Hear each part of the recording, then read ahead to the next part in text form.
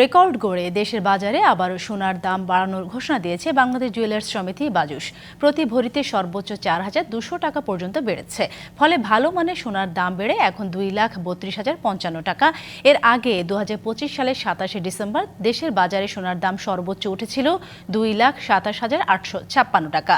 বাজুস জানিয়েছে, বৈশ্বিক বাজারে তেজাবি সোনার দাম বেড়ে যাওয়া স্থানীয় বাজারে দাম বেড়েছে। নতুন দাম অনুযায়ী সবচেয়ে ভালো মানের বা 22 ক্যারেটের এক ভরি সোনার দাম 2,32,055 টাকা, 21 ক্যারেটের প্রতি ভরি 2,21,499 টাকা, 18 ক্যারেটের প্রতি ভরি 1,89,890 টাকা এবং সনাতন পদ্ধতির প্রতি ভরি সোনার দাম 1,56,881 টাকা। বেড়েছে রূপার দামও। 22 ক্যারেটের এক ভরি রূপার দাম 5,949 টাকা হয়েছে।